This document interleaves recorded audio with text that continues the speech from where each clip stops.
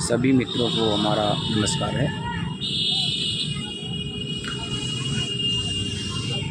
भारत के सर्वोच्च न्यायालय में अभी एक याची जो खुद को वकील बता रहा था, उसने एक मुकदमे की पैरवी के दौरान भारत की मुख्य न्यायाधीश को कुछ गालियां दी। वो गालियां हम आपको बता नहीं सकते। एक और तो अगर वैचारिक दृष्टि से देखा जाए तो ये कार्य बहुत ही निंदनीय और ये समझ लीजिए कि भारत के संविधान पर हमला है। दूसरे पहलू पर अगर नज़र डाली जाए तो एक चीज़ तो ये है कि आज आम जनता में न्यायपालिका के प्रति जो पहले का विश्वास था, संभवतः वह विश्वास कायम रखने में न्यायालय जो है ना वो सक्षम नहीं हो पा रहे हैं। इस संदर्भ में अगर देखा जाए तो आज भारत के न्यायालयों में दो चीज़ों का घोर अभाव हो चुका है। पहली चीज़ तो ये कि भारत के न्यायालयों में इस समय अनट्रेंड और अप्रशिक्षित कह लीजिए और अज्ञानी जज और मजिस्ट्रेट आ गए हैं। हम देखिए एक चीज़ यहाँ क्लियर कर दें कि हम सारे जज और सारे न्यायिक अधिकारी को नहीं कर रहे हैं। जो आरक्षण से आए हैं ज़्यादातर उनके अंदर न्यायिक दृष्टिकोण और कानून की समझ सभी उतनी बढ़िया विकसित नहीं है जिस प्रकार से उन्हें न्याय की समीक्षा करते हुए न्याय का वो न्याय करना चाहिए, उस प्रकार से वो नहीं कर पा रहे हैं। और दूसरी चीज़ ये कि ज़्यादातर मामलों में तारीखें हट जाती हैं, तारीखें आगे बढ़ जाती हैं। जज और मजिस्ट्रेट कम से कम कोर्ट कर रहे हैं, चैम्बर में ज़्यादा समय उनका बीत रहा है। चूँकि अब आधुनिकता बहुत बढ़ गई है तो उसका भी वो लाभ ले रहे हैं। चैम्बर में ज़्यादा समय दे रहे हैं और न्यायालय में कम से कम बैठ रहे हैं। दूसरी चीज़ तो ये है। और तीसरी चीज़ ये है कि ज़्यादातर मामलों में ये लोअर जुडिशरी जो है वो न्यायालय पुलिस केस पर ज़्यादा भरोसा रहता है उनका। अगर पुलिस जो बयान लिख के दे देती है वो 100% मान के चलते हैं कि दैट्स इज़ राइट। यह बहुत बड़ी गलती है।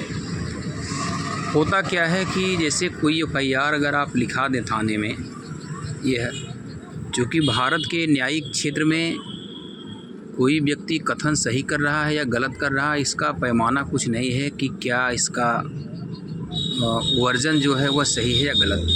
सपोज करें अगर दो व्यक्तियों के आपस में किसी ज़मीन के संबंध में या किसी पारिवारिक विवाद के संबंध में कोई मुकदमा चल रहा है तो बहुतायत होता है कि इसमें छेड़खानी, रेप का प्रयास, रेप या अन्य मामलों में लोगों को फंसाने की धमकी, पॉक्सो जैसे संगीन अपराध लगाए दिए जाते हैं।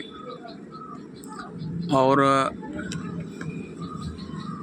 Honourable high court, supreme court बराबर ये कह रही है कि भाई आप लोग पहले बाद में देखा करिए। अगर संज्ञेय अपराध आपको मिलता है तो एक ललिता कुमारी का केस है, माननीय सर्वोच्च न्यायालय का वो डिसाइड किया है। उसमें कहा है कि भाई अगर संज्ञेय अपराध बनता प्रतीत होता है तो आप मामले के तह तक जाने से पहले ही FIR आप लिख लीजिए। और सोचिए कि अगर आपके खिलाफ़ कोई संज्ञेय मामला अगर आपके खिलाफ़ कोई दर्ज कर लिया जाए थाने में, तो ज़्यादातर मामलों में मैं देख रहा हूँ कि जो पुलिस केस हो जाती है, FIR दर्ज करने के बाद पुलिस विवेचना में जब संलग्न होती है तो हूबहू जो FIR है वही 161 का बयान बना देते हैं।